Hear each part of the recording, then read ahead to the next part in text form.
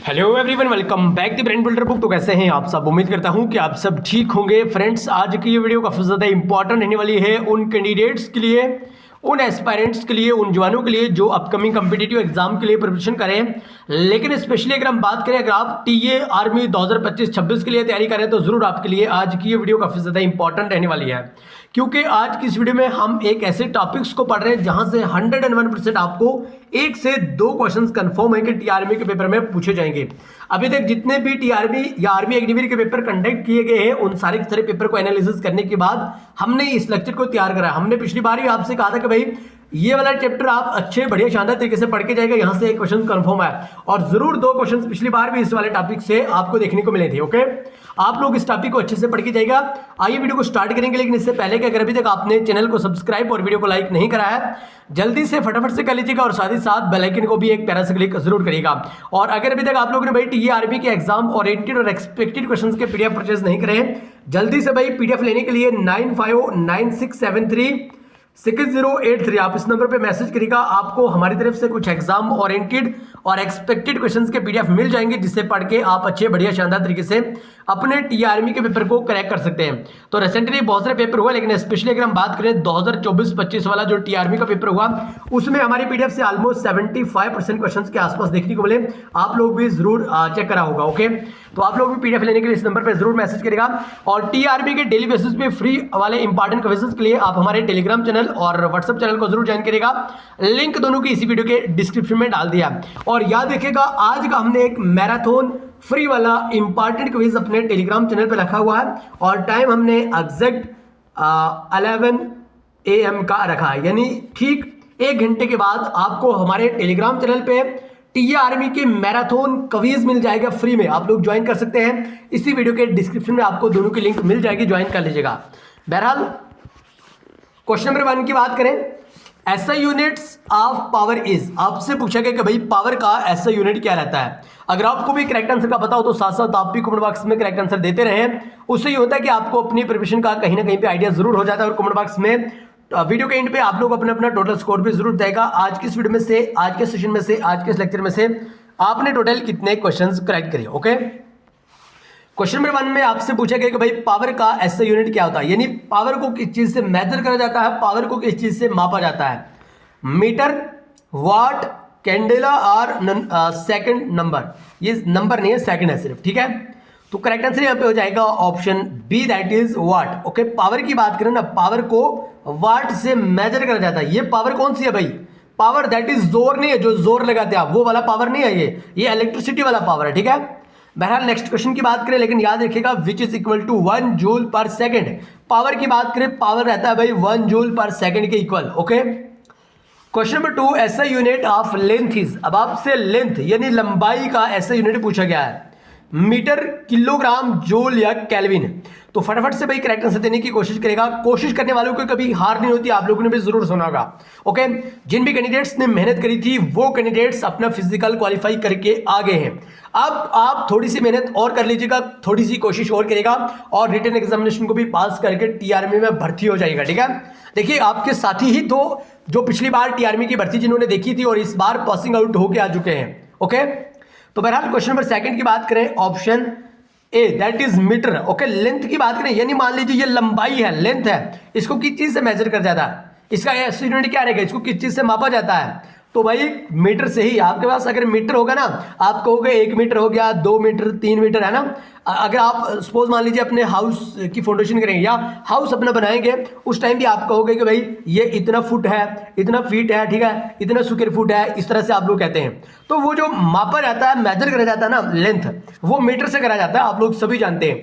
बाकी कुछ नहीं आपको यहाँ पे ध्यान में रखना है। ओके, लेकिन अगर हम बात करें तो SI unit of length is metre represented by the symbol M. ये सिंबल भी पूछा जाता है भाई, टीआरबी के पेपर में सिंबल भी पूछा जाता है, आपको ध्यान में रखना होगा, मीटर का सिंबल एम रहता है। ओके, आई होप कि यहां तक आपको क्लियर हो गया। इसी चैनल पे हमने एक प्लेलिस्ट क्रिएट करी है जहां पे ऑलमोस्ट अभी तक हमने 80+ वीडियोस लेक्चर अपलोड कर दिए हैं, जिनमें सारे के सारे इंपॉर्टेंट और एक्सपेक्टेड ही क्वेश्चंस हैं। आप लोग जाइएगा, टारगेट टीआरबी 2025-26 के नाम से हमने एक प्लेलिस्ट क्रिएट करी है इसी चैनल पे।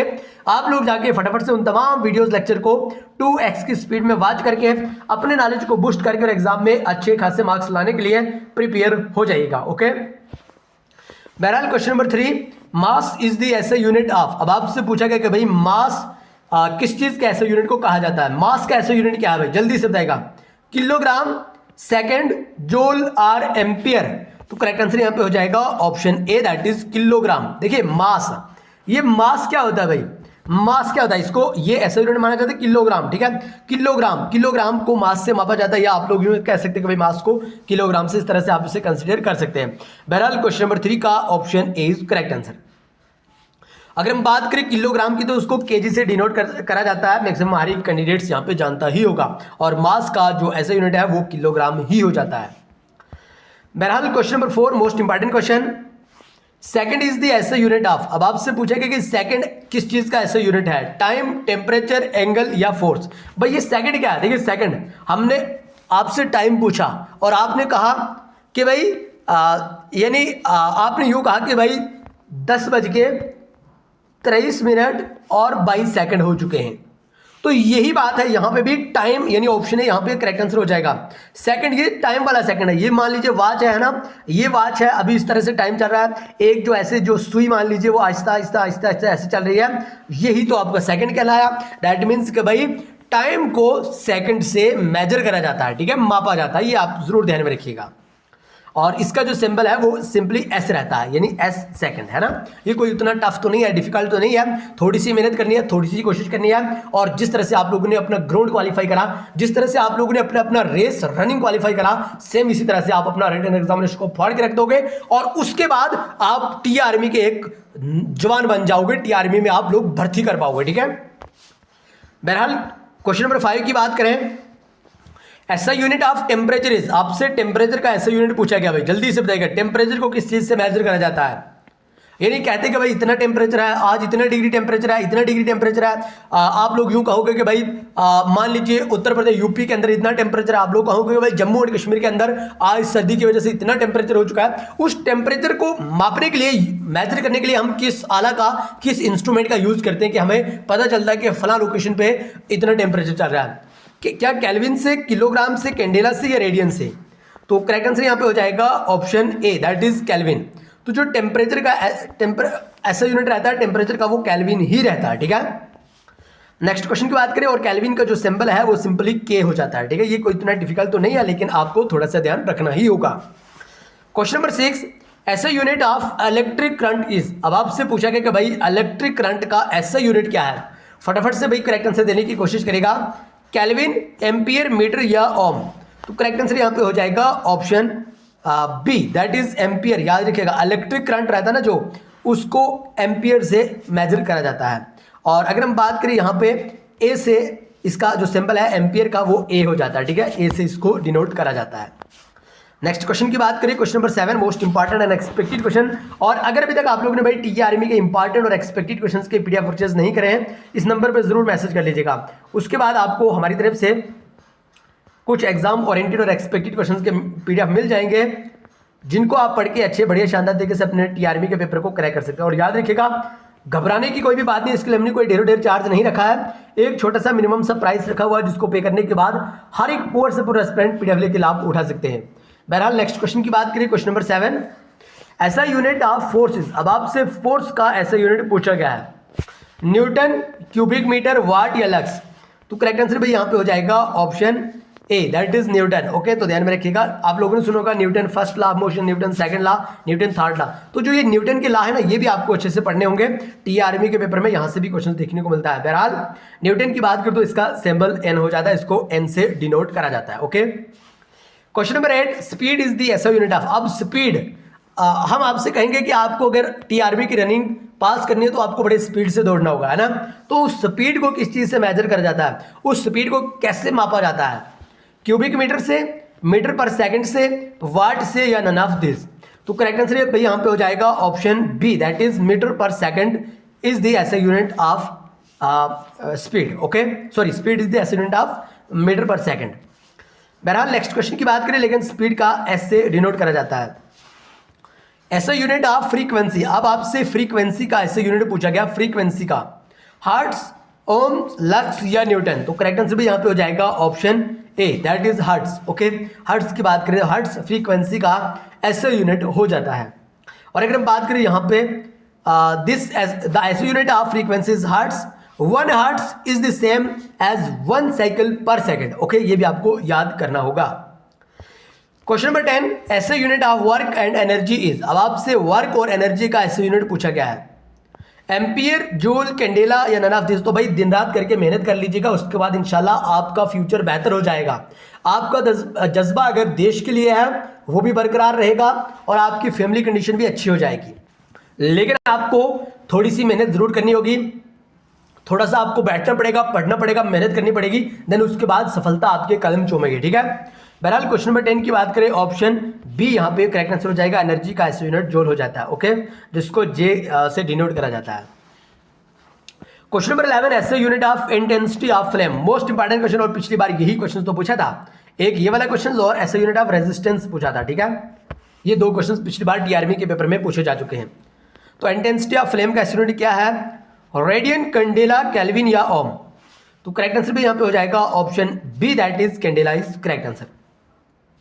नेक्स्ट क्वेश्चन की बात करें, आप खुद ही रीड कर लीजिएगा भाई, इतना टाइम आपके पास भी नहीं, हमारे पास भी नहीं है। पीडीएफ सभी कैंडिडेट्स ने ऑलरेडी परचेज कर लिया, जिन कैंडिडेट्स ने नहीं लिया वो ले लीजिएगा, थोड़ी सी मेहनत करेगा, बार बार रिवाइज करेगा, रिवीजन करेगा, तो जरूर आप एग्जाम को क्रैक कर पाओगे। Question number 12, SI unit of pressure is. अब आपसे प्रेशर का एसआई यूनिट पूछा गया है, हर्ट्स, वाट, पैस्कल और वोल्ट। तो करेक्ट आंसर यहाँ पे हो जाएगा पैस्कल, यानी option C is correct answer. Okay, और इसको पीए से डिनोट करा जाता है। बाकी एसआई यूनिट ऑफ प्रेशर का भी पैस्कल जो भी है यहाँ पे रीड कर लीजिएगा।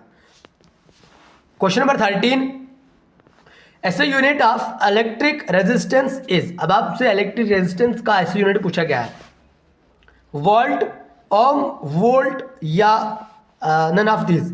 तो करेक्ट आंसर भी यहाँ पे हो जाएगा option C, that is resistance का एसआई यूनिट क्या है, जल्दी से बताएगा। सी नहीं है, यहाँ पे ऑप्शन बी है। ठीक है, ओम, और इसको इस तरह से डिनोट करा जाता है, इसका सिंबल माना जाता है। ठीक है, तो याद रखिएगा, ये पिछली बार भी टीआरबी के पेपर में पूछा जा चुका है, यानी इलेक्ट्रिक रेजिस्टेंस का एसआई यूनिट ओम्स हो जाता है। जिस तरह से ऑलरेडी हमने यहाँ पे कहा कि भाई इसका ओमेगा के नाम से ये इसको रिप्रेजेंट करा जाता है। ठीक है, question number 14, square metre is the SI unit of. अब आपसे स्क्वायर मीटर का एसआई यूनिट पूछा गया है, वॉल्यूम, स्पीड, एरिया या पावर। करेक्ट आंसर यहाँ पे हो जाएगा एरिया, यानी option C is correct answer. तो ध्यान में रखिएगा, एरिया की बात करें तो ये स्क्वायर मीटर का एसआई यूनिट हो जाता है। Question number 15, volume is the SI unit of. अब आपसे वॉल्यूम का एसआई यूनिट पूछा गया है, क्यूबिक मीटर, पैस्कल, ओम या वोल्ट। तो करेक्ट आंसर यहाँ पे हो जाएगा क्यूबिक मीटर, यानी option is correct answer. Okay, जल्दी से फटाफट से बताएगा आज के वीडियो में से आपने टोटल कितने क्वेश्चन क्रैक करे। आप इंडिया की कौन से स्टेट या यूटी से हमारी वीडियो देख रहे हैं, और अगर अभी तक आप लोगों ने टीआरबी के एग्जाम ओरिएंटेड और एक्सपेक्टेड क्वेश्चंस के पीडीएफ परचेज नहीं करें, इस नंबर पे मैसेज करके पीडीएफ ले लीजिएगा। एग्जैक्ट आधा घंटा बाद यानी 11 बजे आपके लिए हमने एक मैराथन टीआरबी का बेस्ट क्विज रखा हुआ, टेलीग्राम पे आप लोग ज्वाइन कर लीजिएगा, फ्री वाला क्विज है। इसी वीडियो के डिस्क्रिप्शन में आपको टेलीग्राम चैनल की लिंक मिल जाएगी, साथ ही साथ व्हाट्सएप चैनल की लिंक भी मिल जाएगी, दोनों को ज्वाइन कर लीजिएगा। तो आइए आज की इस वीडियो को यहीं पे खत्म करेंगे, मिलेंगे नेक्स्ट वीडियो में, तब तक के लिए bye bye, take care, love you all. लेकिन चैनल को सब्सक्राइब और वीडियो को लाइक जरूर करिएगा।